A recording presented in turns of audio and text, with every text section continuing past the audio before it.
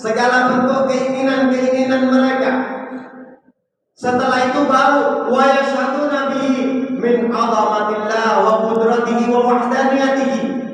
Setelah itu mereka lepaskan semua, mereka bisa menyaksikan keagungan Allah, kebesaran Allah, kemaha perkasaan Allah, maha tunggal maha esanya Allah Subhanahu wa taala. Baru bisa hatinya mengagungkan Allah, hatinya hormat kepada Allah. Kalau sudah hatinya mengagungkan Allah, hormat kepada Allah Subhanahu wa taala,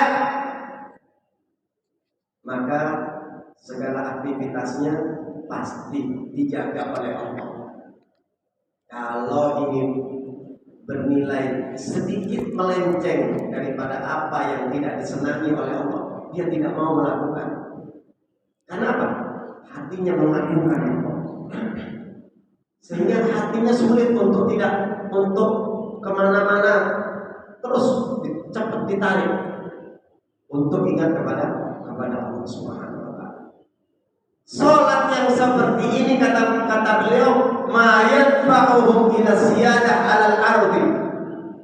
Salat yang seperti inilah yang akan menjadikan jiwa mereka menjadi pemimpin di muka bumi, menjadi pemimpin untuk anggota badannya, hatinya menjadi pemimpin. Kan dikatakan al-qalbu ra'isul jawarih. Hati itu pemimpin semua anggota badannya.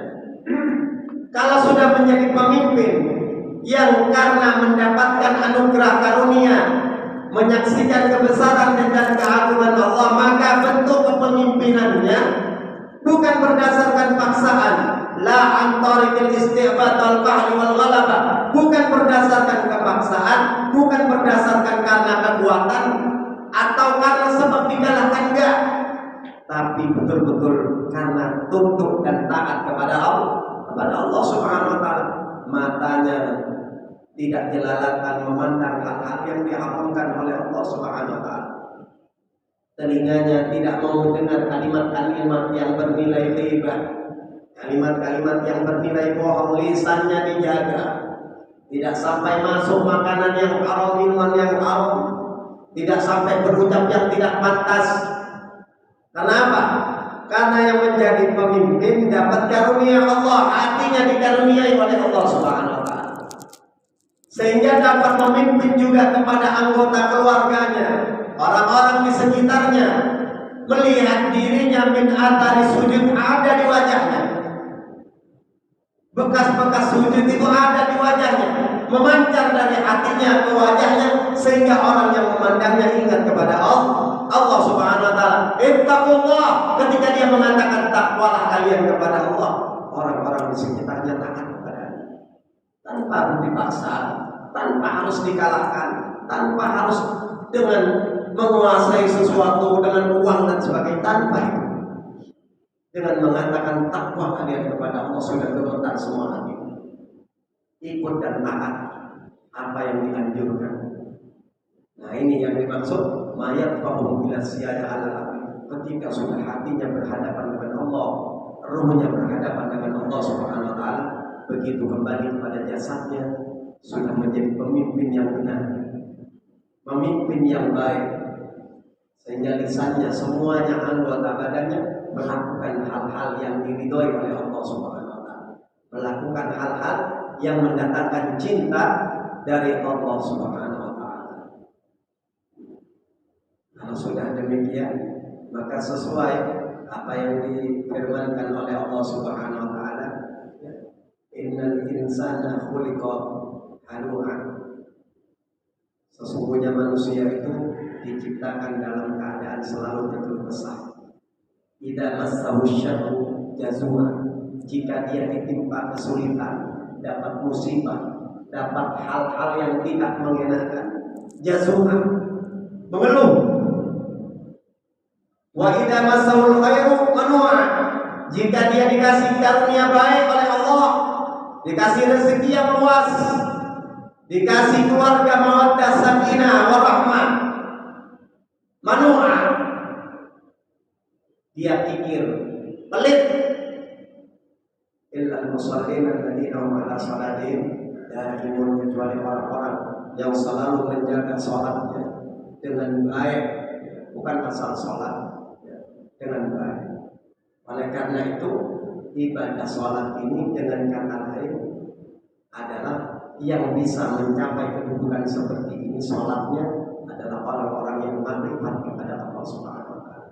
Sedangkan Allah membuka pintu makrifatnya itu dengan dua jalan, sebagaimana yang dijelaskan oleh Imam Ibnu Al-Faridah di dalam kitab Al-Hikamnya. Ya. Beliau menjelaskan makrifat itu ada dua jalan. Yang pertama dengan jalan pintas, yang kedua dengan jalan perjuangan, pengorbanan di dalam pengabdian kepada Allah Subhanahu wa Ta'ala. Jalan pintas yang Allah berikan adalah kebanyakan dari jalan musibah-musibah Allah berikan. Dia sabar, dia taat walaupun diberi musibah, diberikan penyakit, hal-hal yang tidak mengenakan. Kalau dikasih penyakit, hal-hal yang tidak mengenakan, musibah, jangan mengeluh kepada Allah, sabar dan banyak berzikir raditu billahi rabban wa bil islami dinan. Seakan-akan musibah itu tidak ada, sebagaimana yang dialami oleh sahabat Imran bin Husain. Sahabat Imran bin Husain di masa Rasulullah masih hidup, beliau ini terkena penyakit lumpuh karena ambeien, tidak bisa berjalan, sehingga minta doa kepada Rasul untuk disembuhkan. Didoakan oleh Rasulullah sekali angkat tangan, siapa yang akan, semua bumi dan seisinya ikut memohon kepada Allah Subhanahu wa Ta'ala. Ketika Rasulullah memohon kepada Allah, dikabulkan oleh Allah Subhanahu wa Ta'ala dan disembuhkan. Tapi apa yang terjadi? Sahabat Imran bin Husain kok merasa gelisah. Ada sesuatu yang lain ya Rasul. Sudah sembuh. Malaikat yang tiap hari datang menyembahku mana? Itulah keutamaan orang yang dapat musibah dari Allah ketika dia sabar dan menerima dengan baik. Waktu itu dia ridho apa yang menjadi keputusan Allah, dia rela dengan senang hati. Begitu ya Rasul, kembalikan penyakit saya. Doakan kepada Allah supaya kembali lagi sakit saya. Sampai akhirnya beliau lumpuh selama 30 tahun sampai hidup di negeri Kufah. Sehingga saudaranya yang ada di negeri Kufah pada waktu itu duduk di hadapannya, itu tempat tidurnya dilobangin. Yang dekat buburnya itu dilobangin supaya gampang buang hajat. Menangis saudara. Kata Sayyidina Imran bin Husain, buat apa kau menangis? Saya keadaan seperti ini tidak merasakan sakit. Saya senang Allah Ta'ala mengaruniakan ini kepada aku. Ini sahabat Nabi, sahabat Nabi diuji seperti ini dan sahabat dapat pangkat dari Allah, dapat derajat. Jadi musibah-musibah yang Allah berikan itu untuk mengangkat derajat kita. Kalau ada dosa, untuk menghapus dosa kita, supaya layak berada di sisi Allah, supaya pantas berada di surga Allah Subhanahu wa Ta'ala. Itu tujuannya. Oleh karena itu, beriman kepada qada, beriman kepada takdir Allah baik dan buruknya, itu adalah salah satu rukun iman. Tapi dikatakan baik dan buruk takdir Allah itu karena dilihat dari sisi kita. Ada takdir baik, ada takdir buruk. Tapi kalau dipandang dari sisi Allah Subhanahu wa Ta'ala, nggak ada takdir yang buruk. Semua takdir bernilai kebaikan, asalkan beriman kepada Allah. Tidak keluar dari koridor taat kepada Allah. Dia tidak ingkar kepada Allah. Ini dapat setruk langsung tinggalkan sholat. Na'udzubillah. Mau diangkat derajatnya, dia meninggalkan perintah Allah. Ya, nasibnya sudah. Allah mau angkat derajatnya, dia malah ngeluh sama Allah. Percuma saya sholat, malah saya diberi penyakit, malah saya dikasih lumpuh. Oleh karena itu sakit, musibah yang menimpa kepada kita, mungkin lumpuh, nggak bisa jalan, ya. Kita sholat dengan apa adanya. Sholat hormatal waktu seperti yang menimpa pada diri saya 3 bulan kurang lebih. Waktu baru-baru jatuh, nimpa atau lelah. Kita ingat kepada sholat ya Allah, sholat kayak apa? Kita buang hajat tidak ke kamar mandi. Dikatakan istinja tidak sempurna. Kalau istinja pakai batu itu kalau jongkok baru sah, karena terangkat semuanya. Ainun najasanya terangkat. Kan istinja di dalam syariat itu ada 2, dengan batu atau yang kesat, dan yang kedua dengan air. Bukan karena ada udzur dengan beristinja dengan batu atau dengan benda-benda yang kesat, tapi paling afdal kalau suruh milih di antara satunya dengan air. Karena istinja dengan air itu bisa mengangkat kepada ainun najasanya dan atharnya. Kalau pakai batu yang terangkat itu ainun najasanya, bukan najisnya saja, sedang atharnya masih ada. Oleh karena itu dimampu oleh syariat. Tapi kan kalau nggak nyongkok, nggak terangkat semua najisnya, berarti sholat kita belum memenuhi syarat. Masih ada benda najis di tubuh kita, di dohir kita. Sehingga sholat apa namanya? Sholat hormatan waktu. Usolli fardhu dhuhri hormatan waktu lillahi ta'ala. Menghadap kiblat bagaimana? Keadaan sakit nggak bisa diputar-putar, sakit. Menghadap kiblat sebisanya. Sholat bagaimana? Tidur sebisanya. Dengan sebisanya tidur. Allahu Akbar. Dalam hati Allah, usolli sunnah, usolli fardhu dhuhri hormatan waktu lillahi ta'ala. Saya sholat fardhu dhuhur ini karena menghormati waktu lillahi ta'ala, karena Allah. Kenapa hormatan waktu? Karena kita masih ada syarat yang belum dipenuhi. Wudu kita juga nggak bisa. Tayamum sebisanya. Ya. Maka kita catat semua sholat hormatan waktu kita catat. Karena nanti harus kita potong. Kalau sudah sehat kita potong. Berapa banyak saya sudah memotong sholat? 3 minggu saya memotong sholat. Sholat duhur kadang sampai 3 kali. Ya. Yang satu adaan, yang 2 potongan dicatat. Ya. Jumlah duhur hari ini dibuat tabel. Itu menjaga perintah Allah. Seandainya kita meninggal dalam keadaan seperti itu, dalam keadaan dengan musibah, dengan sholat hormatan waktu, dianggap tak punya utang oleh Allah Subhanahu wa Ta'ala. Ini keutamaannya orang yang menjaga perintah Allah Subhanahu wa Ta'ala. Yang kedua, makrifat untuk mencapai makrifat kepada Allah tadi dengan jalan pintas melalui musibah-musibah Allah. Selagi kita sabar dan rela hati menerima atas ketentuan Allah Subhanahu wa Ta'ala, itu makrifat jalan pintas. Kata Al-Imam Ibnu Athaillah As-Sakandari, kalau sudah jalan pintas dibuka oleh Allah, kamu sudah tidak perlu memperhatikan ibadahmu lagi. Bukan berarti meninggalkan kewajiban.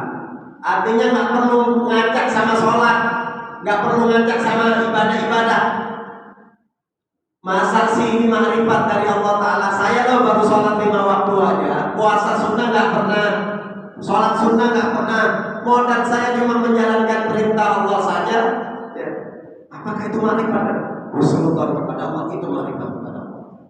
Dan dengan rela hati, banyak-banyak berzikir raditu billahi rabba wa bil syarikina wa bi Muhammadin nabiyya. Kalau sama-sama ujian, kalau boleh milih lebih baik diuji kaya daripada diuji miskin. Ya. Tapi hasilnya beda kalau diuji miskin. Kalau itu dia rela hati, langsung naik di hadapan Allah Subhanahu wa Ta'ala. Yang kedua, dengan jalan menjalankan berbagai macam bentuk pengabdian. Orang ini ada as-salik. As-salik itu orang yang ingin membuka jalan untuk menuju Allah, itu disebut al-murid atau as-salik. Itu kalau ada orang ingin makrifat kepada Allah Subhanahu wa Ta'ala, tentu dia harus menjalankan berbagai macam perintah Allah. Sunnah-sunnahnya dijaga, larangannya diperhatikan, jangan sampai kita melakukan larangan-larangan Allah Subhanahu wa Ta'ala. Itu mudah-mudahan bekal yang kita dapat di subuh hari ini Amin. Bahwasanya jalan untuk makrifat kepada Allah Subhanahu wa taala intinya ada dua jalan, yang pertama dengan jalan pintas, yang kedua dengan jalan pengabdian kepada Allah. Jalan pintas ini tidak bisa kita tunggu. Ya. Jalan pintas itu pemberian dari Allah. Ya. Kalau sudah Allah membuka, memberi, berarti Allah sengaja memperkenalkan darnya kepada kita. Makrifat itu kenal kepada Allah, kenal kepada Allah Subhanahu wa taala. Mungkin ada yang ditanyakan, beberapa pertanyaan dipersilakan.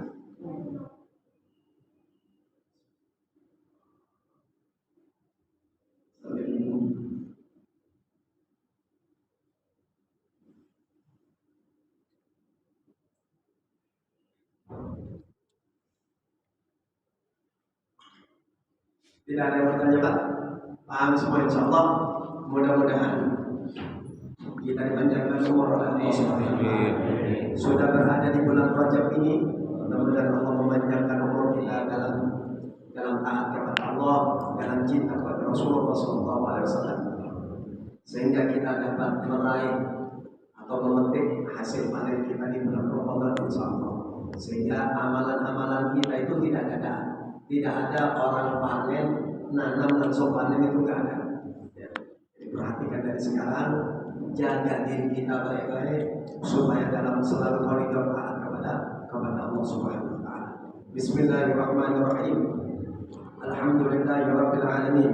Allahumma shalli ala sayyidina Muhammadin wa ala alihi wa sahbihi wa barik wa sallim ajma'in. Allahumma inna nas'aluka al-huda wat tuqa wal afwa wal ghina. Allahumma inna nas'aluka sihhatan fit taqwa wa tula umrin fi husnil amal wa rizqan wasi'a la tu'addibna alaih. Allahumma inna na'udzu bika min ilmin la yanfa wa min qalbin la yakhsha wa min nafsin la tashba wa min da'watin la yustajab laha. Istajib doa ya Allah. Ya Allah, kami berlindung kepadamu dari ilmu yang tidak bermanfaat, dari hati yang tidak pernah khusyuk ya Allah.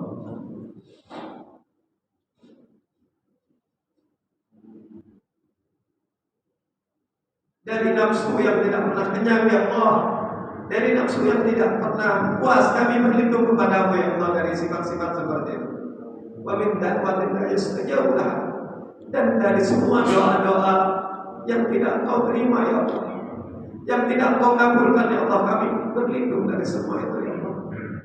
Maka perhatikan doa kami ya Allah, kabulkan permintaan kami ya Allah, berkat Nabi Muhammad sallallahu alaihi wasallam, bijahi Nabi Muhammad sallallahu alaihi wasallam, wa bijahi ahli Nabi Muhammad sallallahu alaihi wasallam, wa bijahi ashabi Nabi Muhammad sallallahu alaihi wasallam, wa bijahi jami' awliyaika fi masyariqil ardi wa maghribiha, wa bi barakati wa bijahi indaka ya Allah, an taghfir lana dhunubana wa an tastura aibana wa an taqdiya hajatina hajatad dunya wa hajatal akhirah. Kabulkan ya Allah doa ini dengan berkat pangkat Nabi-Mu di sisi-Mu ya Allah, dengan berkat pangkat keluarga Nabi-Mu di sisi-Mu ya Allah, dengan pangkat keluarga Nabi-Mu di sisi-Mu ya Allah. Ya Allah, kabulkan doa ini dengan berkat pangkat para wali-wali Allah, para wali-wali-Mu ya Allah, dari ujung barat sampai ujung timur di seluruh dunia ini ya Allah. Ya Allah ya Rabbi, wa bi barakati wa bi jamindaka ya Allah, dengan berkat mereka, dengan berkat mereka ya Allah, antaghfir lana dzunubana, ampunkan segala dosa-dosa kami ya Allah, antastura uyubana, dan segala aib-aib kami tutuplah ya Allah, wa taqdiya jami'a hajatina hajatat dunya wa hajatal akhirah, dan kabulkan semua hajat-hajat kami ya Allah, hajat dunia, hajat-hajat dunia wa hajatal akhirah ya Allah khususnya, dan hajat-hajat akhirat secara khusus ya Allah. Allah ya Allah, istajib doa ya Allah bi khairin wa ya Rabbana atina fid dunya hasanah wa fil akhirati hasanah wa qina adzabannar. Wa sallallahu ala sayyidina Muhammadin wa ala alihi wa sahbihi wasallam. Alhamdulillahi rabbil alamin. Wa assalamu alaikum warahmatullahi wabarakatuh.